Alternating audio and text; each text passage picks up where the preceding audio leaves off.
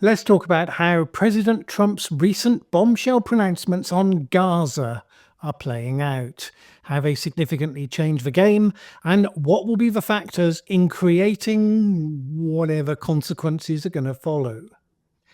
Now, I rarely say this, but it generally applies. On this channel, I provide analysis, not advocacy.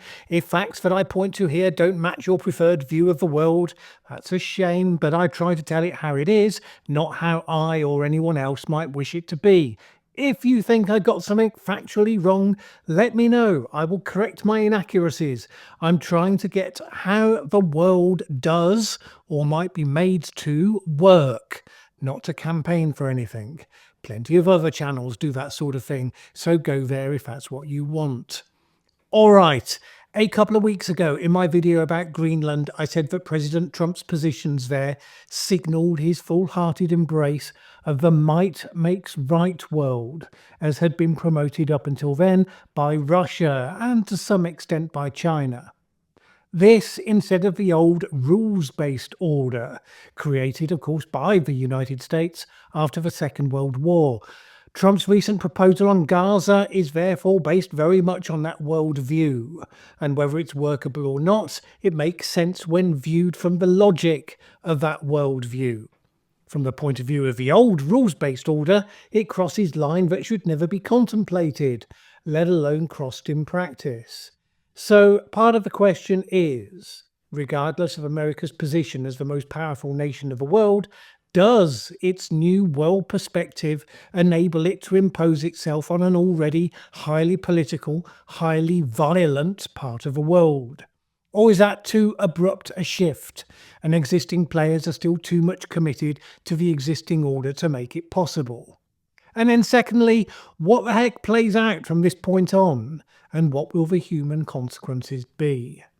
Let's start by Steelmanning Trump's proposal for the intent of understanding it, and hence understanding why some people, even though they might be calling it unworkable in practice, are nevertheless welcoming the injection of new thinking.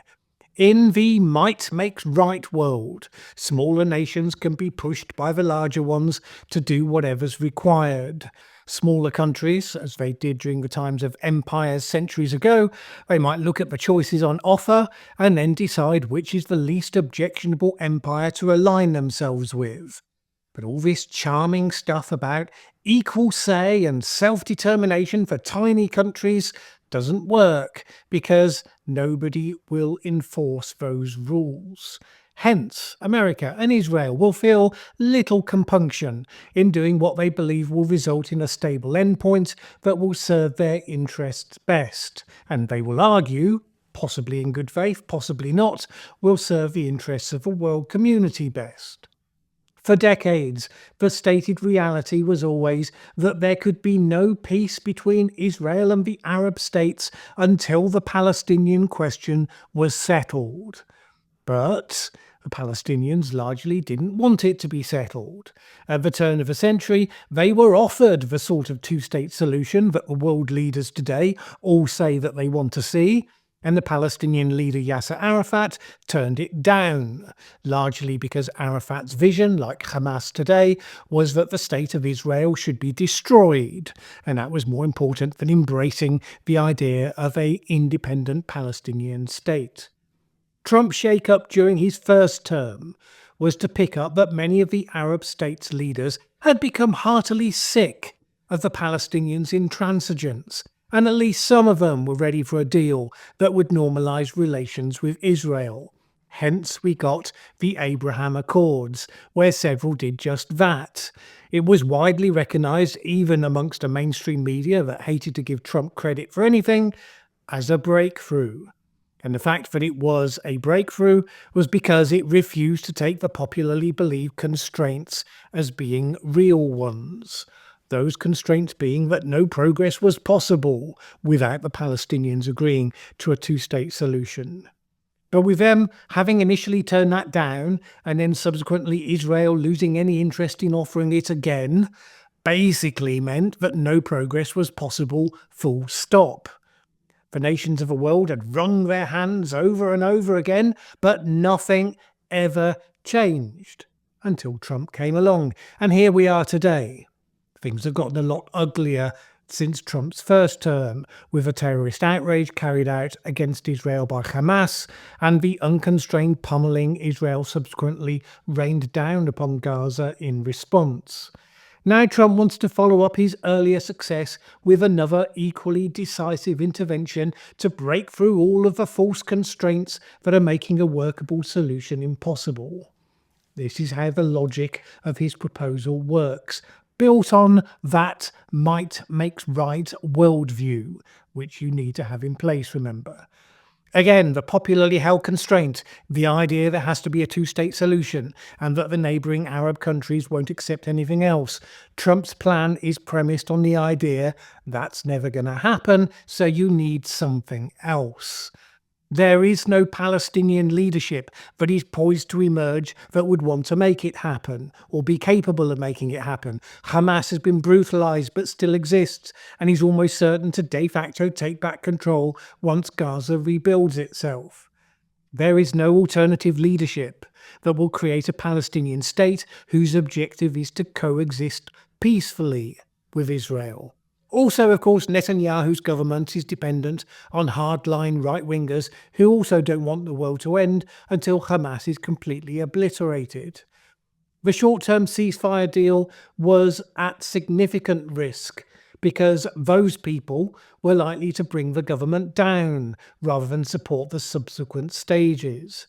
Trump's assumption is, first of all, that many of those Arab leaders who don't care for the Palestinians, even though they can't be open about that with their own people, because there's lots of sympathy for their cause amongst them, they will nevertheless be open to finding pragmatic ways to adopt a new status quo, so long as they don't get blamed for it. Second, Jordan and Egypt both have been friendlier to Israel in recent years and are very heavily dependent on American financial support, so they will be open to finding a way to make the plan happen, because they'll have no choice. Hence, the world's biggest superpower steps in to do what, if Israel alone had done it, the Arab states would never have been able to accept it, which is to clear Gaza of the Palestinians. Those Israeli hardliners can't believe their luck. The President of the United States is gearing up to do what they always wanted. This, by definition, clears Hamas out of the way as well. Put the US and probably Saudi Arabia in charge of levelling the place and rebuilding it, removing all the Hamas tunnels and infrastructure, redeveloping it in a way that makes it possible only really for the middle classes and the tourists to be at home there. After a while, that becomes the new status quo. Trump, in the meantime, has been given a Nobel Peace Prize. Well, that's his vision anyway. What it has going for it is that it once again challenges the status quo dismal perception that there can be no solution, no way out, nothing that will change anything substantially. The world community says it only accepts a two-state solution. There's zero momentum for that solution, so the logic of their position is just ongoing misery for all. Trump's plan on the optimistic Steelmanning assessment shakes this up, takes the reality of total destruction of Gaza as the pivot point, where you can persuade many Palestinians to voluntarily move somewhere where there will be a peaceful existence for them, while taking control of the area and shaping it to make future stability possible. So that is the Steelman version. Let's first of all note the objections to this scheme, even if you're accepting the world order that it depends upon as being de facto real.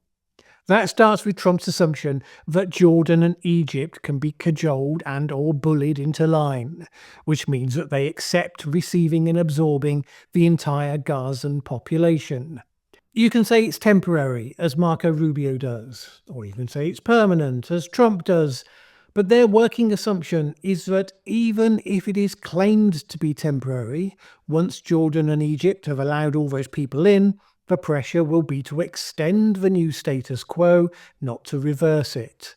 And unsurprisingly, neither of them wants to do that. Not because it's inconvenient.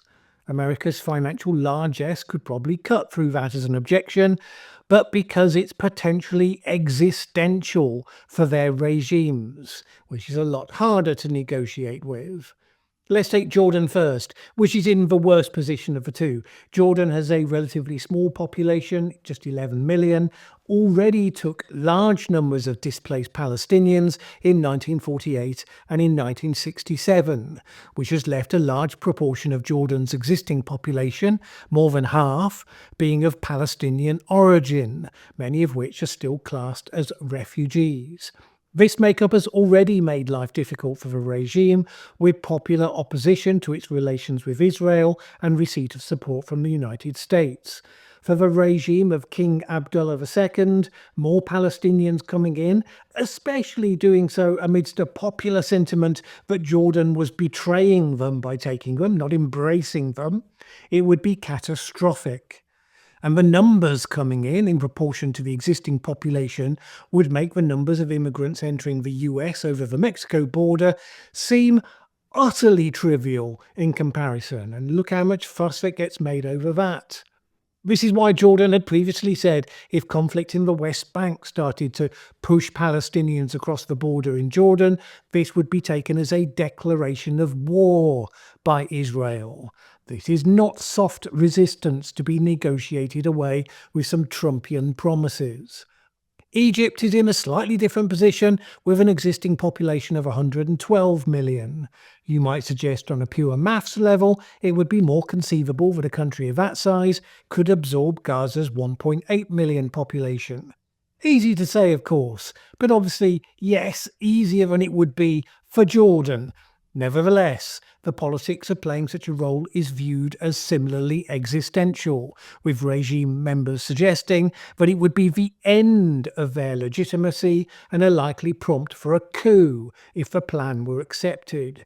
Egyptian officials have said that behind the scenes, Cairo has been stressing to the Trump team that Egypt's long-standing peace deal with Israel would be at threat with such a scheme. In the course of a recent war in Gaza, Egypt has steadfastly resisted pressure from the Biden administration and European countries to take in any Gazan refugees. In the meantime, the Israeli Defense Minister Israel Katz has ordered the military to make plans to facilitate the voluntary emigration of large numbers of Palestinians.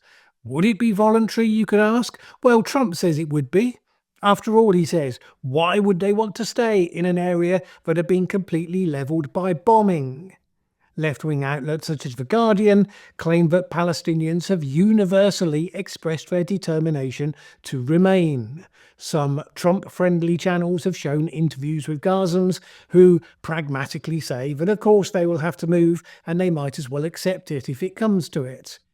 This is one of those questions where it's hard to get accurate information because just about all the news sources are spinning a narrative. It's always easy to find people on both sides to interview exclusively.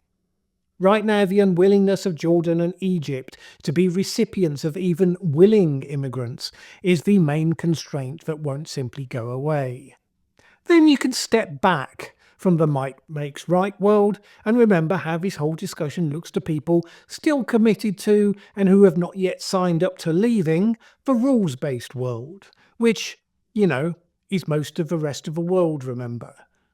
To those people, the idea of clearing out a population of around 2 million people from the land where they have lived for many decades, this is one of the biggest historical evil practices that we have. Ethnic cleansing is one of the terms often used for it. It is a basic denial of human rights, removing people from land and property they own, transplanting them to an environment where they have nothing. President Trump said, why would they want to stay? It's a complete bomb site. There's nothing left. And people will observe that he said that while standing next to the person who, arguably more than most, was responsible for exactly that being the case. The logic that you can bomb a population back to the Stone Age and then do them a favour by moving them away from the scene of devastation so that, you can take it over and rebuild it for your own purposes. Well, is that a deal that you would happily embrace if it was your turn? I'm guessing probably not. In the might makes right world, the dynamic is the same, except the Palestinians get told nobody cares about you. Not enough to really stand up for you against the most powerful country in the world, so just gonna have to take what you can. And don't worry about the fairness of it, because life isn't fair, not for people in your position. Now, that's not the world that most of us would aspire to live in. But equally, the people who get most upset at the brutal logic of it, they have not been coming up with answers of their own, so you just end up going round and round in circles. Back in the rules-based world, the International Criminal Court has previously issued an arrest warrant against Benjamin Netanyahu and his defense minister for alleged war crimes in Gaza. This week, President Trump showed again that this model doesn't fit with his version of the world anymore by placing sanctions on the court and its key personnel, as he did in his first term. If Trump's plan were actually executed as described, of course, you'd have to assume that the court would likewise place an arrest warrant out against him. Well, that would be interesting. Be interesting to see what all of the countries who are signatories to the ICC, what they would do then when Trump travelled the world, because in theory they'd be obliged to arrest him, the attempt for which would almost certainly be taken as a declaration of war with the United States. So I'm kind of guessing they probably wouldn't do that. So would the ICC simply crumble at that point, as the concept of international law fell in the brutal reality of the inability to enforce it? We might find out. I'm guessing that depends on what ends up happening in practice. Because of the factors with Jordan and Egypt, I'm personally guessing that Trump's initiative ends up being an opening gambit to make a wider range of things possible, rather than the actual expected end course of events. Ted Sasson made a case of this in a column he wrote for the Times of Israel, where he suggested that Trump doesn't want to own Gaza at all, that instead he was sending messages to 4 different audiences. The first audience is Hamas, and he was saying, return the hostages and leave the Gaza Strip.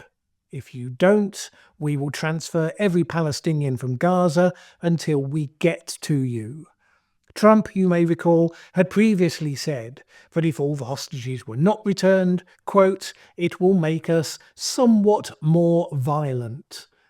Second is the Arab states, to whom Trump wants to impart the urgency of pressuring Hamas to exit and then provide their own plan for Gaza's security and reconstruction. If they step up to do their part, then the United States won't have to take actions that will enrage their public and destabilize their regimes and the region as a whole. The third audience is the Israeli hardliners, particularly Netanyahu's coalition partners. Trump is telling them, support the second and third stage of the ceasefire, because good things are coming. Finally, there's Trump's own Republican Party base, reminding his voters that when Biden distanced the US from Israel, it emboldened Hamas. One of the key targets for all of this is Saudi Arabia, the money broker of the region, which had previously said it would only normalize relations with Israel in the context of a two-state solution, and logically would be the one to do a lot of the rebuilding of Gaza. Trump's message to them is that if they drop the two-state solution demand, the US will desist from occupying Gaza and potentially additionally greenlighting Israel's annexation of the West Bank. I think Ted Sasson's analysis on all that is interesting and credible, and it gives a few pointers what to look for in the coming weeks. Starting with next week, when both Jordan and Egypt leaders will be paying a visit to Trump in Washington, D.C. Mostly the world is full of people who take the absolutionist positions on one side or the other in this conflict. What we really have is the move fast and break things mindset being brought to bear on a long-standing, explosive conflict, where the conventional view is that that's the very last thing you should actually want to do. That's the presumption that's being tested right now, for better or for worse, tested maybe to destruction.